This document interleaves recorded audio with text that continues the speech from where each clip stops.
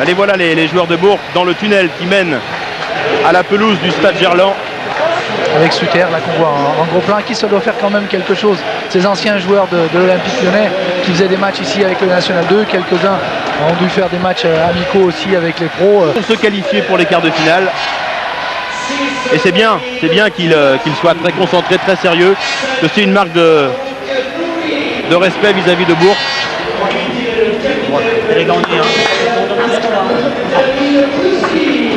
Ils savent qu'ils vont jouer qu'ils vont vivre en tout cas une grande soirée, quel que soit le résultat. Les joueurs pressants. Tour du terrain peut-être avec un premier commentaire juste avant le début du match. Oui, en compagnie de David Poulet. David, il y a une chaude ambiance, on aurait presque envie de dire l'ambiance pour l'exploit peut-être. Extraordinaire l'ambiance, surtout que nous on vit ça pour peut-être une fois dans notre vie, c'est à savourer, c'est la grande fête, il y a tout le département de l'Ain qui est là, la ville de Bourg-Perona, Bourg-en-Bresse et Perona, et pour nous c'est un moment extraordinaire. Ce soir on va tout donner, on gagne ou on perd, nous c'est la fête. C'est la fête, j'ai entendu tout à l'heure Raymond Domenech et votre entraîneur qui disait il y a une ambiance formidable dans cette équipe, ça marche bien en championnat cette semaine, on a senti que tout le monde prenait du plaisir, vous l'avez ressenti aussi. Formidable, ambiance formidable, là on est une bande de copains, nous on s'amuse, on n'a pas de pression. Merci David. La magie de la Coupe de France a encore fonctionné.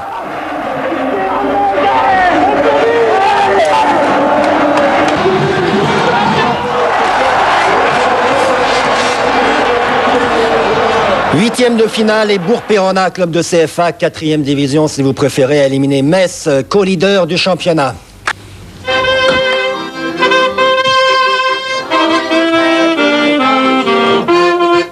Il est midi chez Annie, le bar des supporters du football club de Bourg-Perona, le club des deux villes, Bourg-en-Bresse et Perona. Tout est prêt pour partir au stade Gerland à Lyon.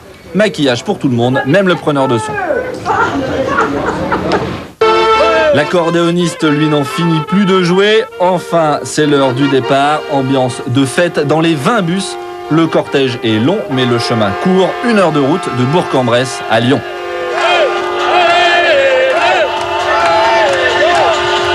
Gerland est en vue, les supporters chantent toujours. Ils sont en tout 20 000 venus de toute la région pour soutenir Bourg. Gerland, en partie en travaux, est presque plein. Metz, co-leader du championnat de France de D1, est au complet. C'est l'équipe type qui est alignée. Et ça inquiète Pierre Moreau, l'entraîneur de Bourg. 5e minute, première occasion pour Bourg. En bleu, bien sûr, un centre. Pour la tête de Béraud, Letizy se couche. Boris Béraud, 1m60, et il a pris le dessus dans les airs. Visiblement, Bourg ne fait aucun complexe en ce début de match. Tout va très vite. Pires. Beaufin laisse intelligemment passer pour Lukic. Lukic décale Rodriguez. Seul face au gardien Kofi et tire à côté de Bruno Rodriguez. 22e minute, dans le camp messin, une succession de têtes. Tête de Blanchard. Reprise de Béraud. Quel geste et quel culot. Encore Boris Béraud. Même si Letizy s'est saisi du ballon. Attention aux offensives de Metz. Blanchard récupère le ballon dans l'axe, il lance Lukic. Lukic se présente seul face à Kofi et arrêt de Kofi, le ballon est toujours en jeu. Frappe de Rodriguez au-dessus. Mais quelle parade de Guillaume Kofi, le gardien de Bourg-Perona face à Lukic. Quel superbe coup d'œil. Joël Muller est agacé et la tension chez Pierre Moreau. 28e minute, coup franc pour Bourg. Béraud, il est tiré directement et il a failli surprendre Letizy, mais c'est plus du culot, c'est de l'insolence de la part de Boris Béraud, le petit numéro 10 dans un angle impossible. Le ballon superbement travaillé, tout le monde attendait un centre, toujours 0-0. Attention, on a l'impression de domination, on a l'impression de dominer, attention. Mais oui, c'est vrai, Bourg-Perona domine. Pressing de David Aredi sur Pascal Pierre et le défenseur messin concède le corner. Letizy se place et le public réclame un but. Il se lève, 31e minute. Song se place aussi sur le corner. Aredi qui tire. Dégagement de Song. Oh non, le but de Bourg-Perona sur un corner de David Aredi, le défenseur. Et c'est du délire dans les tribunes. Rigobert Song est malheureux. Il a commis une grosse erreur. Song, tout juste rentré de la Coupe d'Afrique des Nations, peut-être fatigué. Il a complètement raté son dégagement. Il a trompé Letizy. Le ballon lui passe entre les jambes. Et Pierre Moreau a vécu ça accroupi. Et après, quelle joie, il court partout. Il va féliciter tout le monde. 1-0 pour Bourg-Perona. On se met à rêver sur le banc. Pourquoi pas encore un exploit? La magie de la Coupe de France continue.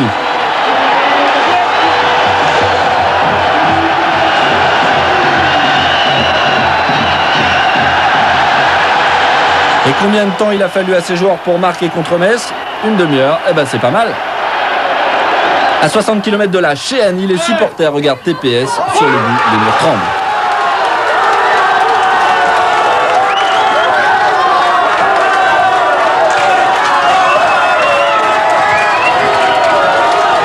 Les Messins sont vexés. Pires sonne la charge en relais avec Rodriguez. Pas de hors-jeu. Pires face à Kofi. Dribble de Pires. Kofi repousse le ballon.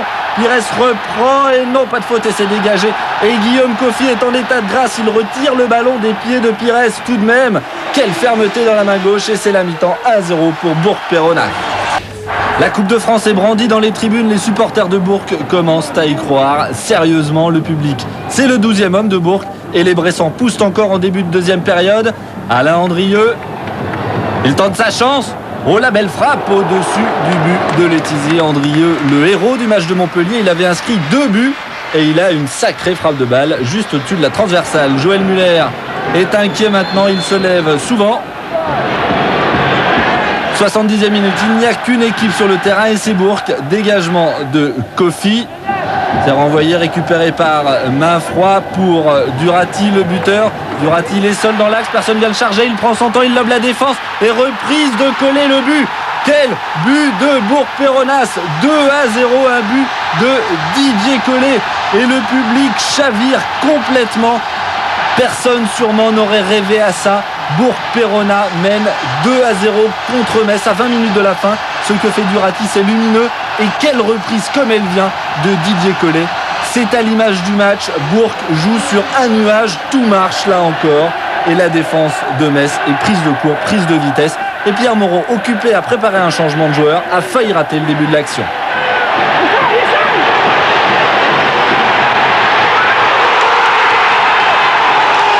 Tout le monde s'est levé sur le banc de Bourg. Mais Pierre Moron garde son calme, il donne ses instructions pour le changement. Lionel Bouillou doit rentrer.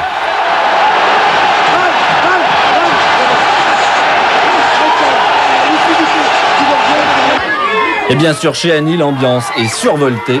On danse sur les tables, on chante déjà à la victoire. Plus personne ne doute de l'issue de cet incroyable match.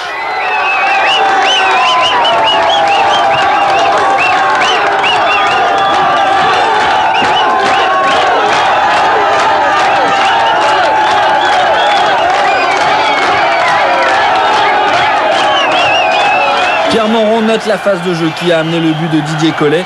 Mais c'est pas la peine de la noter, il s'en souviendra certainement très très longtemps. Il trace avec son petit crayon un Reddy qui centre, reprise, un papier à mettre dans les archives du club. Il reste un quart d'heure à peine, Bourg toujours de l'avant. Le ballon est perdu, non, récupéré par Nouy. Pressing de ça, entrée en jeu un peu plus tôt, ça, côté gauche, long déboulé, centre, Rodriguez est là. Attention, frappe de Rodriguez, contrée, derrière il y a Pires. Pires tire sur le poteau. Oh, sur le poteau, quelle occasion pour Metz. Le poteau sauve Bourg. Il ne peut plus rien leur arriver maintenant. Ils ont de la réussite en plus. Et Pierre Moron réorganise son équipe avec son petit puzzle. Il faut tenir encore une dizaine de minutes. Allez, on remet tout en place car il y a un nouvel exploit au bout. Metz va tout donner. Et les Messins commettent des fautes. Ils sont débordés. Et regardez, monsieur Vessière vient réprimander Pierre Moron qui s'approche trop près du bord du terrain. Allez, retournez à votre banc. C'est pas la peine de vous cacher, je vous ai vu. Retournez vous asseoir. Mais Pierre Moron, lui, est aux anges. Les dernières minutes, Mérieux devant pour Metz. Le ballon navigue, Rodriguez se jette et passe en retrait. Il faut assurer. Et Guillaume Kofi récupère, il s'amuse devant Pires, c'est pas méchant, il veut pas chambrer, mais lui aussi il est sur un nuage, il improvise une chenille devant l'attaquant de l'équipe de France. Et dans le bar des supporters, on apprécie. Dernière action pour Metz, Mérieux la tête de ça et c'est loin. La déception de Louis Sa, il a compris que c'est quasiment perdu. Les dernières secondes et c'est fini. C'est gagné, victoire de Bourg-Péronnac, le nouvel exploit de Pierre Moron et de ses joueurs amateurs. Ils ont battu Metz. Et en plus, logiquement, en jouant un excellent football, en dominant, C'était du football champagne après Montpellier. Metz tombe, la magie continue pour Bourg. Les joueurs pleurent, ils rient les deux à la fois. C'est encore une fois pour eux un moment inoubliable. Ils se précipitent vers les tribunes. Le public est debout. Tout le monde est ailleurs, sur un nuage.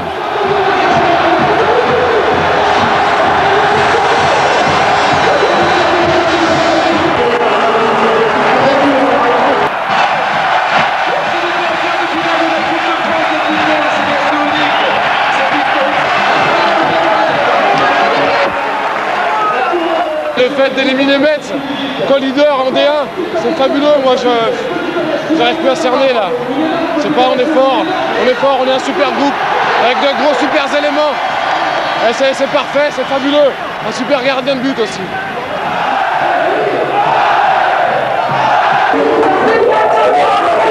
Pierre Moron rit toujours. Ce couloir de Gerland, il a mis 3 quarts d'heure pour le rejoindre. Il s'en souviendra certainement très longtemps.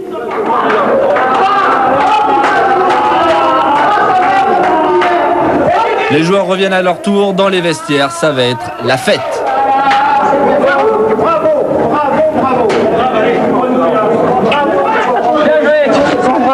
C'est formidable, c'est normal, c'est bon les gars. Bravo. Allez, allez.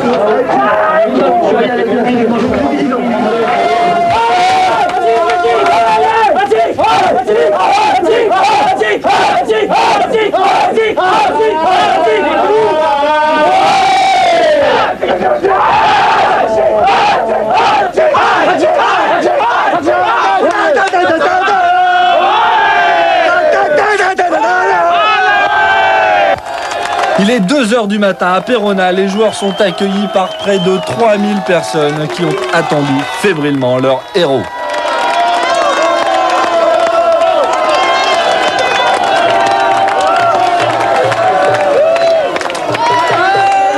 Direction le bar chez Annie, désormais un lieu historique. Et les mamans sont là aussi.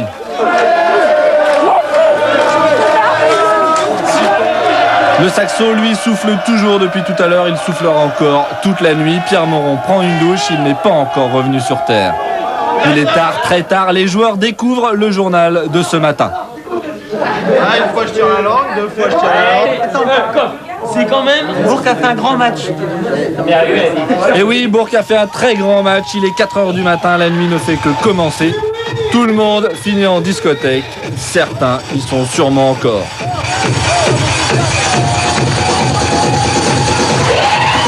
Toute la nuit, des centaines de supporters ont afflué de Bourg-en-Bresse et de Péronne, les deux villes associées dans le club de football. Ravis de voir leur équipe jouer dans la cour des grands, ils rêvent maintenant d'un autre exploit face à un grand du football pour que la fête continue.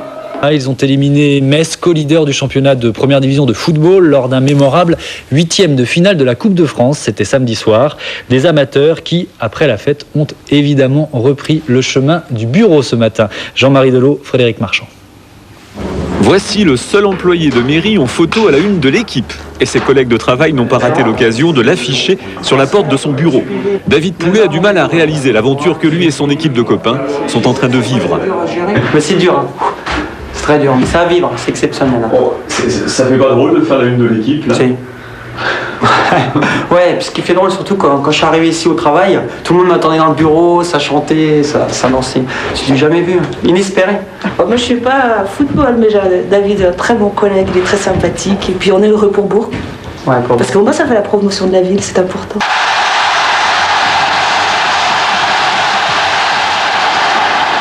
Je t'embrasse.